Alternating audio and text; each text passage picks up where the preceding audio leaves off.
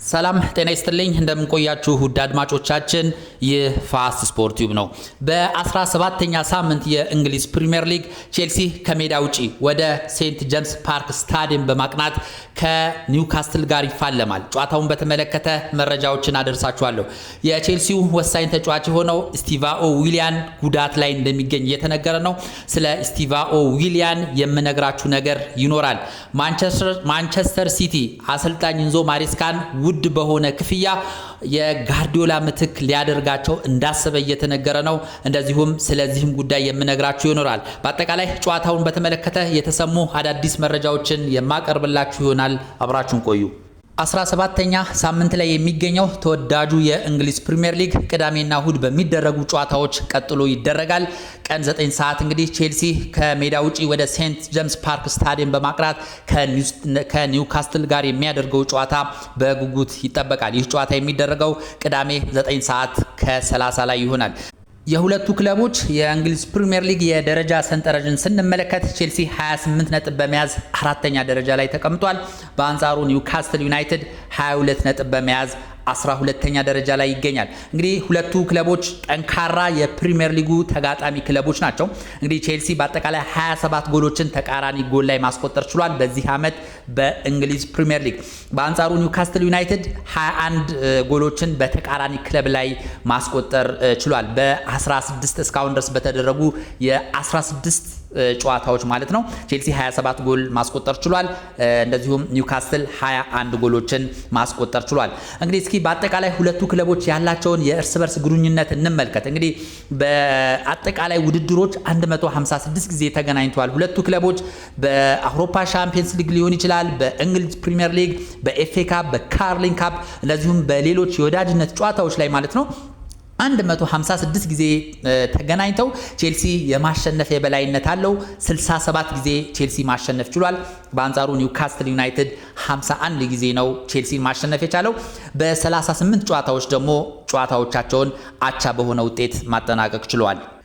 አሁን ላይ ሁለቱ ክለቦች በእንግሊዝ ፕሪሚየር ሊግ ወጣ ገብ የሆነ አቋም እያሳዩ ነው። በአውሮፓ ሻምፒየንስ ሊግም እንደዚሁ አንዴ ያሸንፋሉ፣ አንዴ ይሸንፋሉ። ፕሪሚየር ሊጉም ላይ እንደዚሁ ወጣ ገባ ማለት ባህሪ ያላቸው ኮንሲስተንትሊ ወይም ደግሞ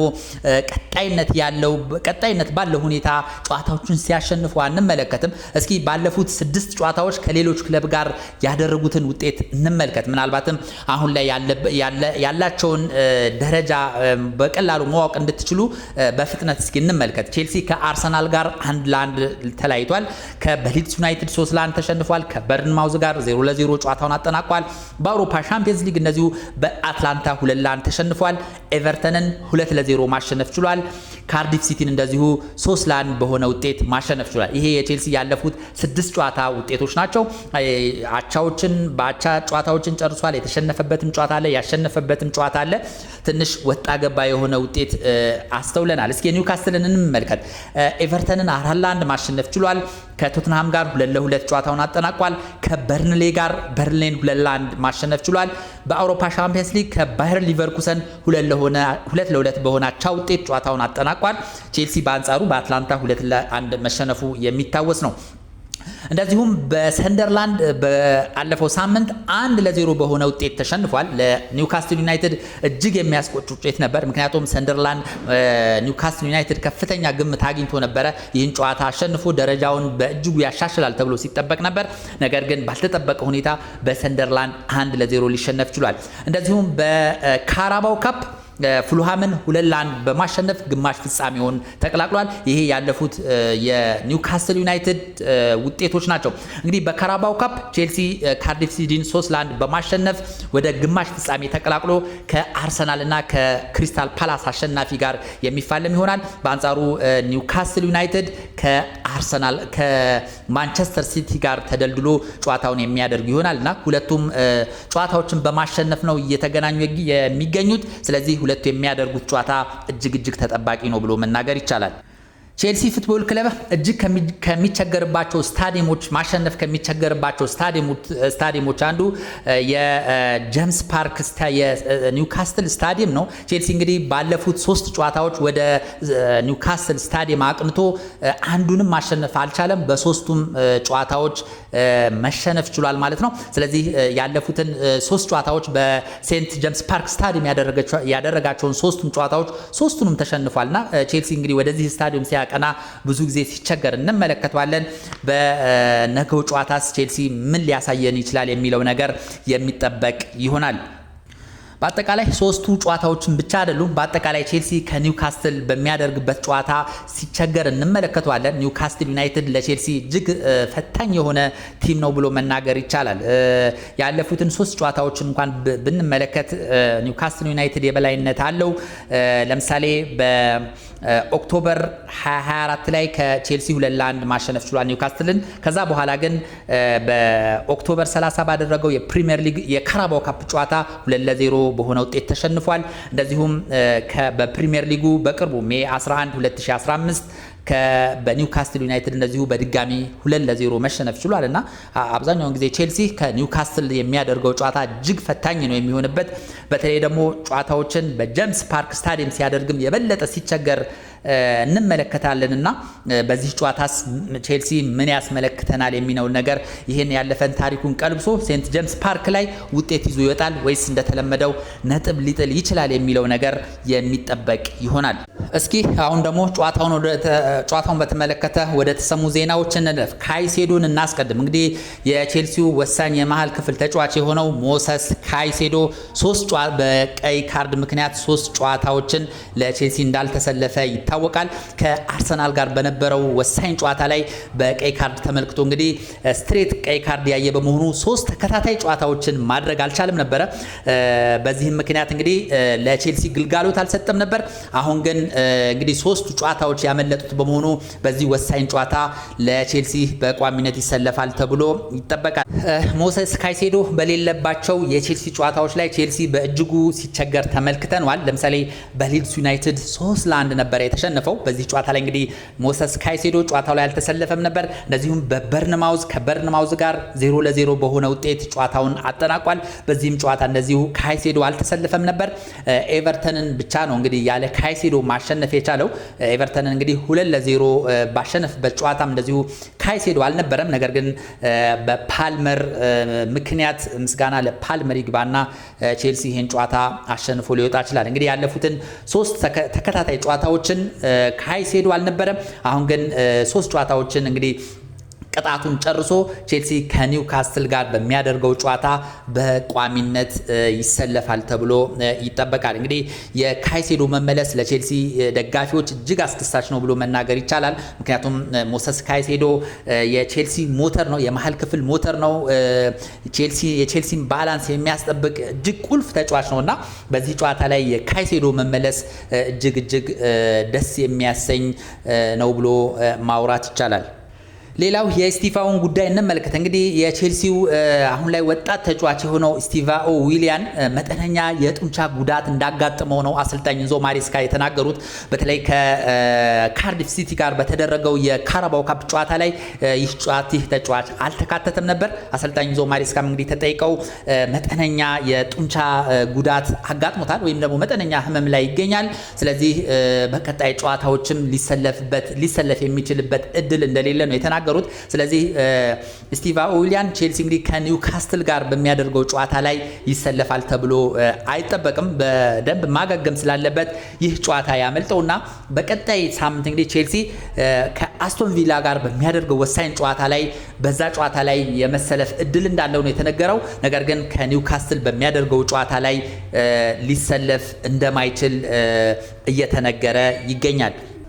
በእርግጥ ይሄ ተጫዋች በአሰልጣኝ ኢንዞ ማሬስካ ተደጋጋሚ የመሰለፍ እድል እየተሰጠው አይደለም። ብዙ የቼልሲ ደጋፊዎች ዊሊያን የመሰለፍ እድል ሊሰጠው ይገባል የሚሉ ድምጾች ከዛም ከዚህም እየተሰሙ ነው። ነገር ግን አሰልጣኝ ኢንዞ ማሬስካ ይሄ ልጅ ገና ነው፣ በሂደት ነው ልምድ እያገኘ ሲመጣ ወደ ቋሚነት ይመጣል በማለት እንግዲህ ተከታታይ የመሰለፍ እድሎችን እየሰጡት አይደለም። አሁን ግን እንግዲህ ጉዳት ላይ ይገኛል።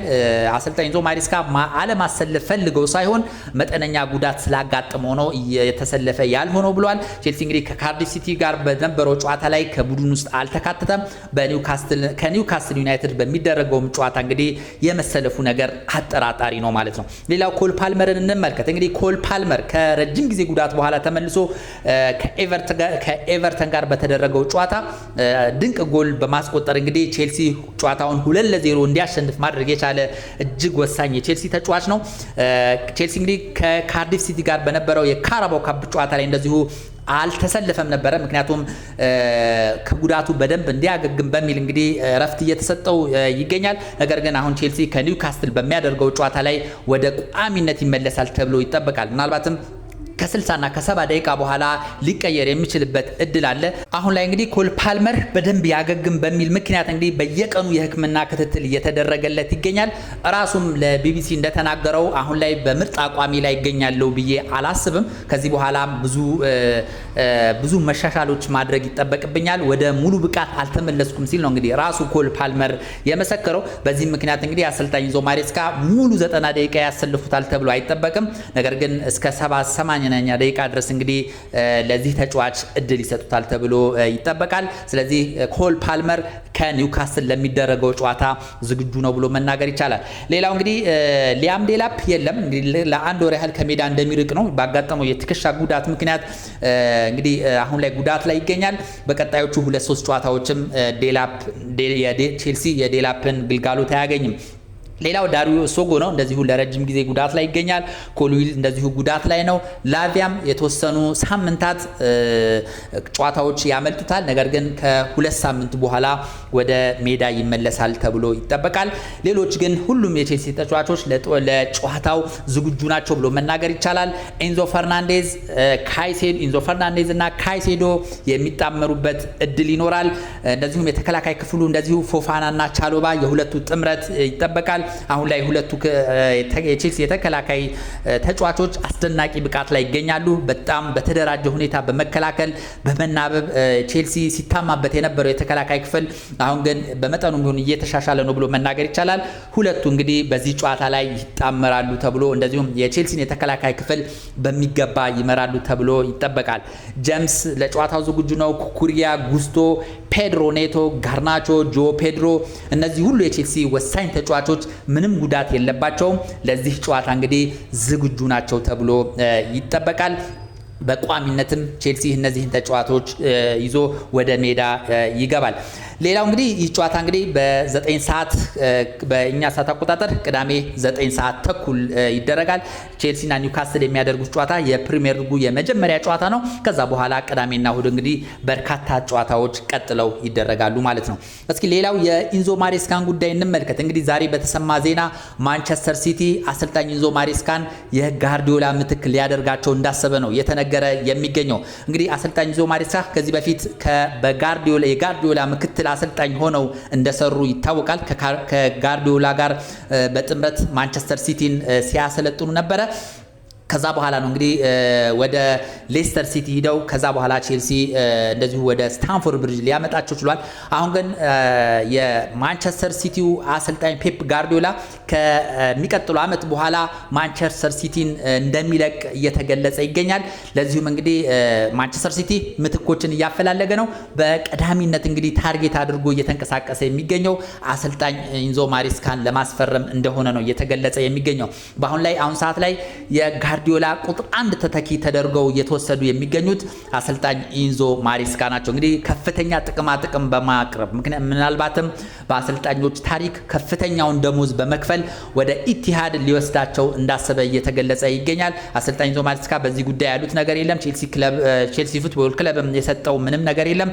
ነገር ግን ማንቸስተር ሲቲ አሰልጣኝ ኢንዞ ማሬስካን ለማስኮብለል እንዳሰበ ነው እየተነገረ የሚገኘው። እንግዲህ ምን ያህል ተቀባይነት ይኖረዋል አሰልጣኝ ኢንዞ ማሬስካስ የማንቸስተር ሲቲን ሐሳብ ተቀብለው ወደ ኢቲሃድ ያመራሉ የሚለው ነገር ከዚህ በኋላ የሚጠበቅ ይሆናል። ነገር ግን ማንቸስተር ሲቲ አሰልጣኝ ኢንዞ ማሬስካን ወደ ኢቲሃድ ለማስኮብለል በቀዳሚነት አስቀምጧቸው እየሰራ እንደሆነ ነው ዛሬ የተነገረው ዜና የሚያመላክተው። እንግዲህ አጠቃላይ የነበሩ መረጃዎች ይህን ይመስላሉ። ሌሎች መረጃዎች ሲኖሩ ተመልሼ የማቀርብላችሁ ይሆናል። ስለነበረን ቆይታ እጅግ አድርጌ አመሰግናለሁ። መልካም ጊዜ